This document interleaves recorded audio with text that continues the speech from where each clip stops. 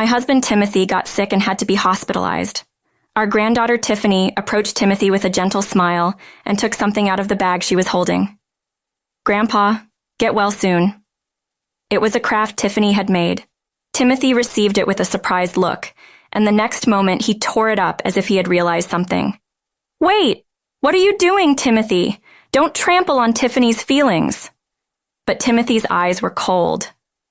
"Michelle, you don't get it." Prompted by Timothy, I also took the craft in my hands. Upon closer inspection, the well-made craft had a message that read, "I want to go shopping again when you get better, Grandpa." As I looked at the message, I remembered something that had happened just the other day. "I'm not good at making crafts," Tiffany had indeed said. In the heavy air, we all fell silent. "Tonight's dinner is gratin and vegetable soup." "Oh, that sounds like the wine will go down well. Please drink in moderation." A casual conversation between husband and wife that takes place every evening. I am Michelle, married to Timothy for 35 years. Timothy runs a construction company, and our life has been smooth sailing. "Dad, I actually got some good alcohol from a business partner today," whispered our second son, Brian, to Timothy. Brian had spent several years abroad, saying he wanted to study architecture during his college days, but now he lives with us. "That's my son. Let's have some right away." "Oh, Brian, don't spoil Dad too much." "Of course, I know." Brian was fascinated by the buildings Timothy worked on as a child, studied hard to become an architect, and achieved his dream of obtaining the necessary qualifications. Not only in his studies, but Brian was also popular and well-liked even when he was still a student. Timothy appreciated Brian's diligence and popularity and decided to make him the successor to the company. Brian has always been good at capturing people's hearts. It's nothing out of the ordinary. I smiled at Brian's shy smile and glanced at my mobile phone to see a text notification. The text was from our eldest son, David, saying, "I can't get long holidays, so I won't be able to come home for a while." He must be busy as usual. David studied for 4 years at university to become a physiotherapist, obtained his qualification, and started living alone immediately after graduation. Before Brian came to live with us, David would come home every time he had a long holiday. "I want to eat your cooking, so I'm coming home, Mom." Seeing David happily eating a lot of food was a joy for me. However, a new wind blew in the 3rd year of David living away from us. When I served David dinner during one of his usual visits home, he unusually left some food behind. "Thanks for the meal. You usually eat more. Are you feeling okay?" David hesitated a bit before responding. "I fell in love at first sight with a woman I met at a party. I've been thinking about her so much I can't sleep at night." Listening to the conversation, Timothy looked happy. "She's really beautiful. Since she was the most approached by men, I need to step up my game." "You'll be fine, David." Timothy placed his hand on David's shoulder and said encouragingly, "Thank you." After receiving encouragement from Timothy, David went back home and started dating Heather a month later. Their relationship seemed to be going well, and a year later, they decided to get married. I want the wedding to be grand since it's once in a lifetime. Along with the marriage announcement, Timothy called me for advice. "What kind of wedding do you want?" "Heather wants to do it in Hawaii." "Hawaii?" I was surprised by the unexpected answer and raised my voice. If I said I'm not good with planes, she got really upset and said, "Then let's have it at the biggest hotel in the city center." "Okay, I'll talk to Timothy about it." When I told Timothy, he was happy to have it at a famous hotel in the city center. "With everything coming up, it's going to cost a bit. I'll cover the wedding expenses." Thus, David and Heather's wedding was set to be a grand affair.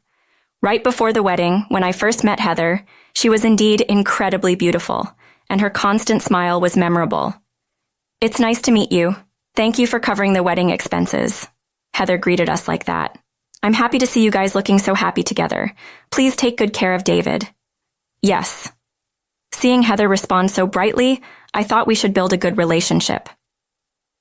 After the wedding went off without a hitch, David and Heather decided to build a house about 2 hours away from ours and started their new life. Initially, David seemed like he would come back to our house every vacation as before. Heather prefers to relax at home during vacations, so she's not keen on coming. He conveyed that through a text. I figured they wanted to spend time together as newlyweds. Around that time, Brian had returned home after getting his architect's license and started living with us again.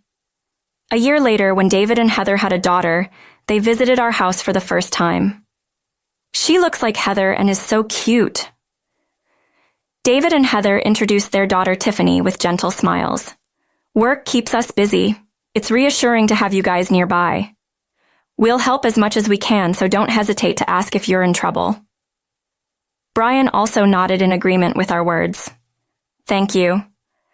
I'm embarrassed to say I have a bit of a germ phobia and can't stay long in other people's houses, so I won't be able to visit so often. I see. We'd love for you to visit occasionally, but we won't push you. Thank you.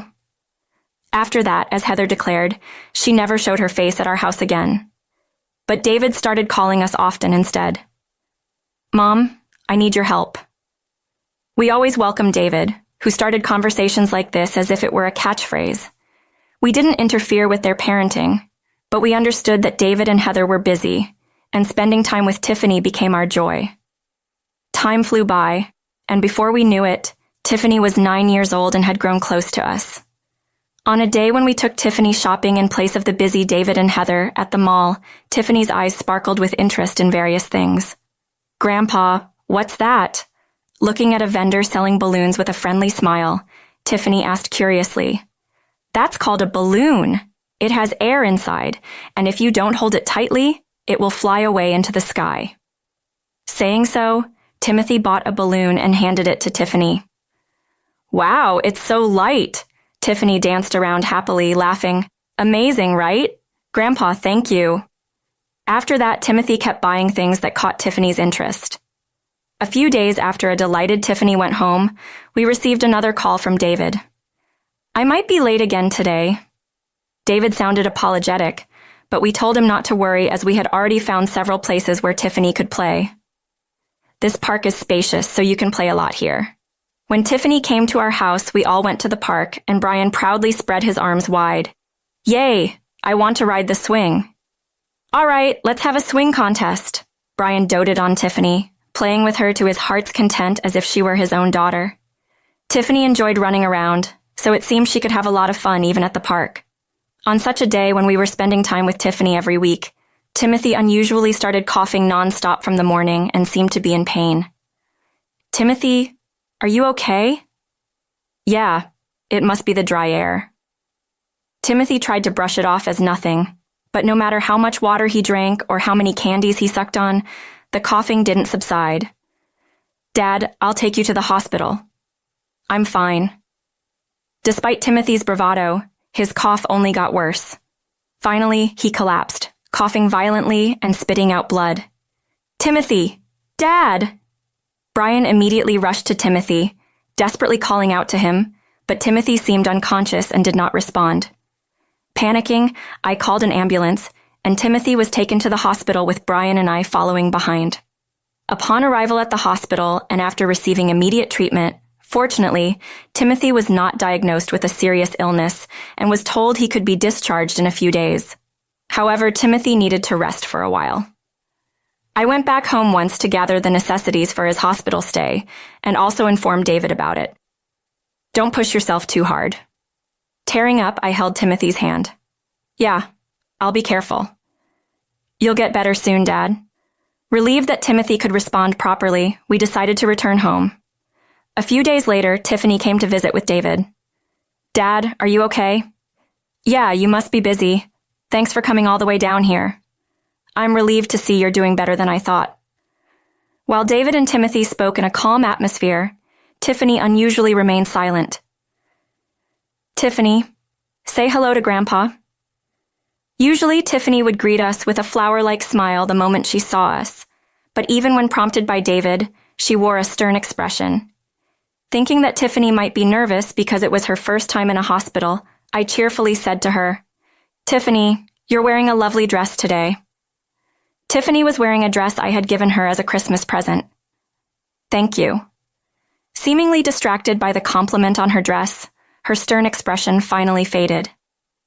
Then Tiffany smiled, took a step towards Timothy, and took something out of the bag she was holding.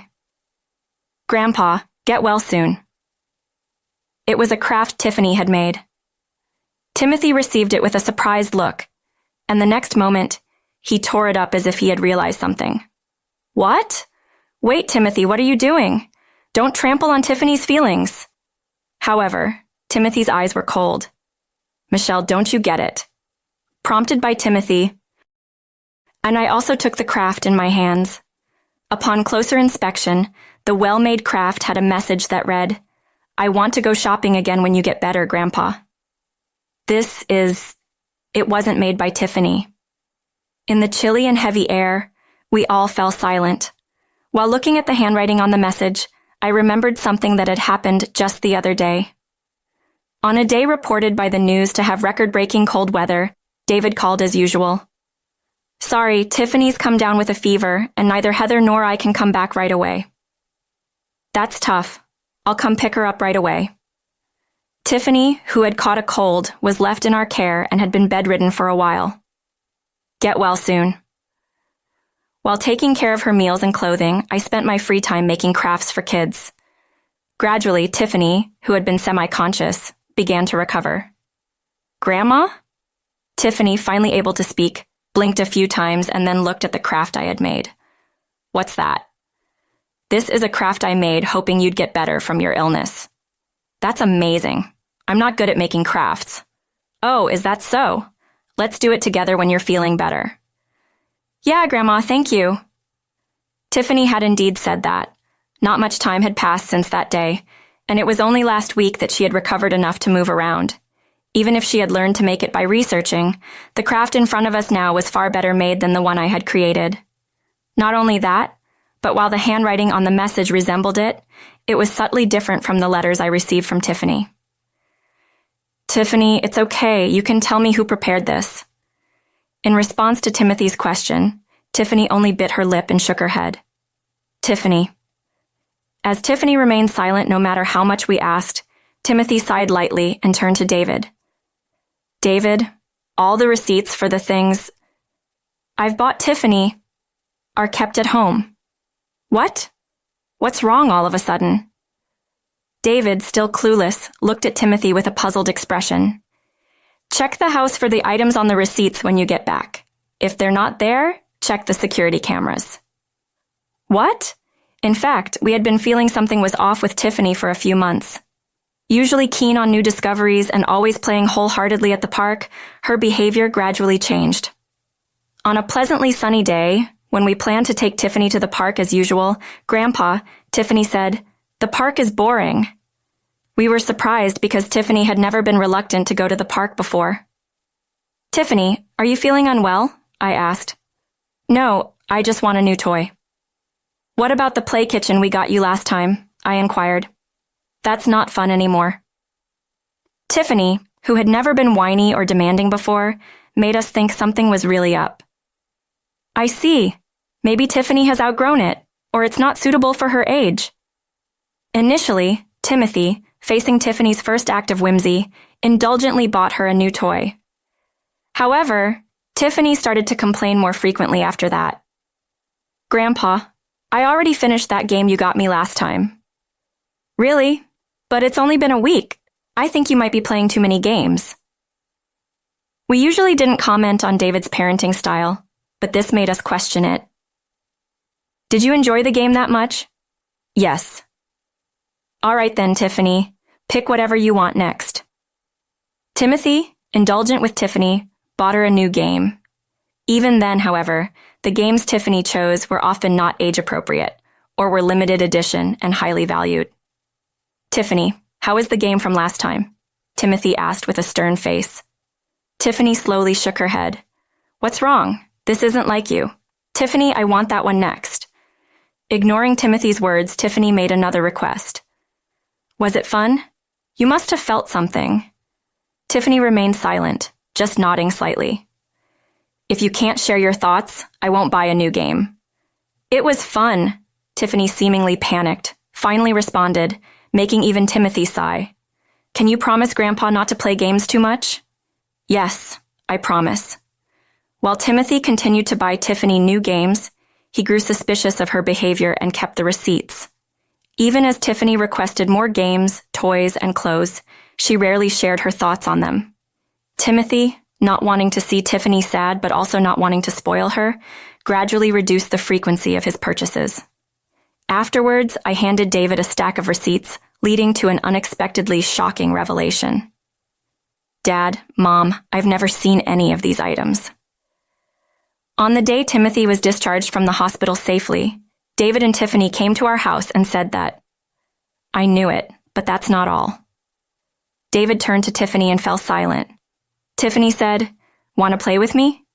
Brian quickly took Tiffany out of the room, showing quick thinking. David then pulled out his mobile phone and showed us footage he had recorded from the security cameras. "Okay." Tiffany asked Grandpa nicely. "Okay, yes." The footage contained Heather instructing Tiffany to ask for expensive items. What a thing to do! Timothy couldn't hide his shock. But there was more to the footage. You can't possibly play with all these things you got by yourself, right? This is something precious I got for my birthday. Be quiet. What's yours is mine. I won't let you have all the fun. The footage recorded. Heather taking away things bought for Tiffany, yelling at a confused Tiffany, "You should be grateful I'm taking care of you," as she forcefully took away clothes Tiffany had. "I didn't get anything today." "What? Because of you, I can't have fun. I'm sorry, you're not eating tonight." Ignoring Tiffany's apology, Heather left the scene. The footage continued, but it was too heartbreaking for me to watch any further. "How terrible to do such a thing to Tiffany," David said, shaking with sobs and tears streaming down his face, tinged with frustration and anger. "I've been failing as a dad, not noticing what was happening while I was away for work. There might be more she's hiding. Yeah, I'm planning to hire a detective." Following that, David apparently did hire a detective as he said he would. The investigation revealed that Heather was having an affair. Not only that, but it also became clear she had been selling the items she made us buy through Tiffany to spend time with her lover. "I want to have a serious talk with Heather. I'll have Brian look after Tiffany and would like Dad and Mom to be there too." David came to us with a determined look, to which Brian responded seriously. "Tiffany is safe with me.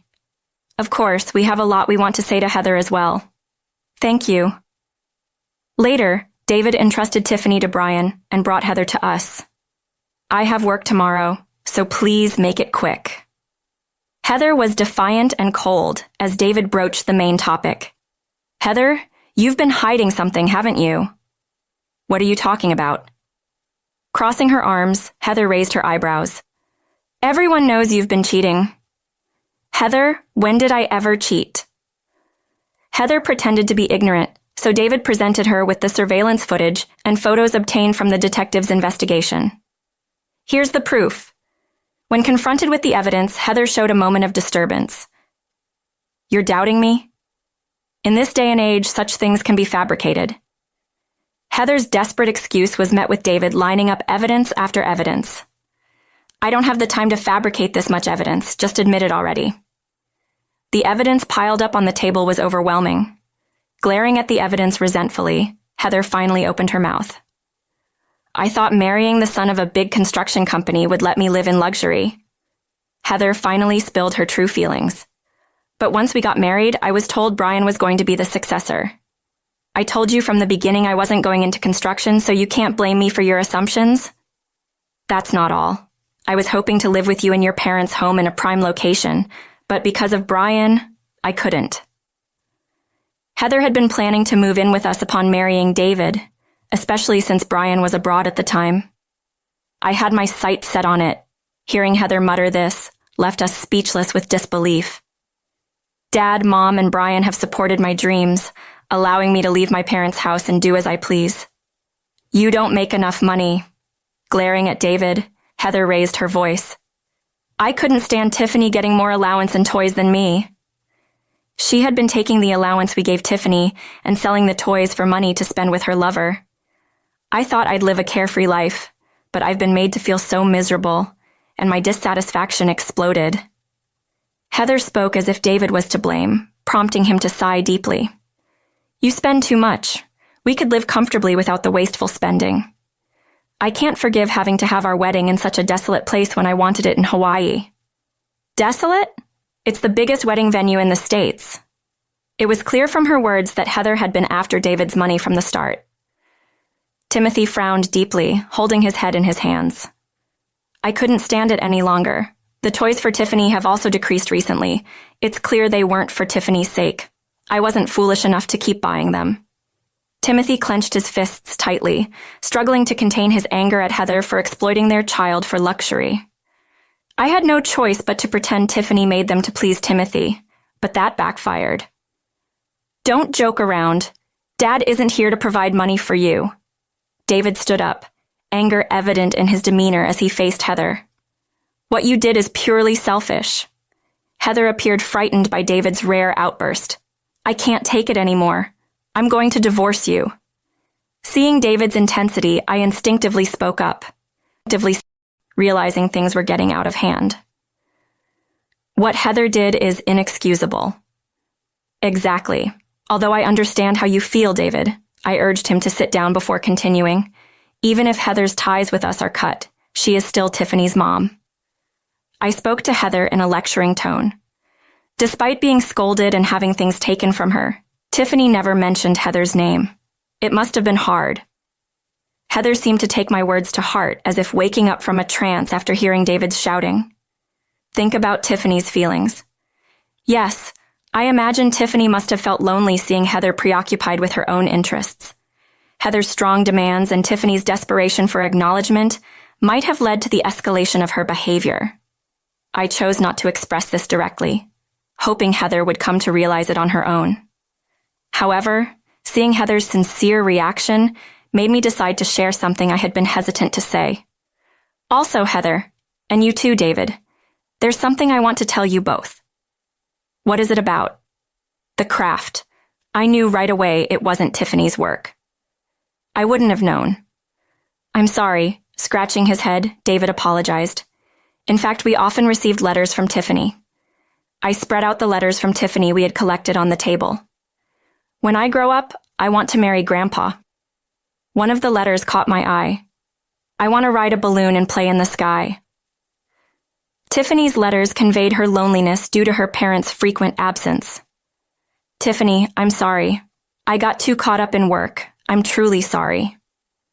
As if Tiffany were present, both expressed their heartfelt apologies, and I felt they would surely make amends after our talk. Heather left our house much subdued compared to when she arrived. A few weeks later, David and Heather's divorce was finalized.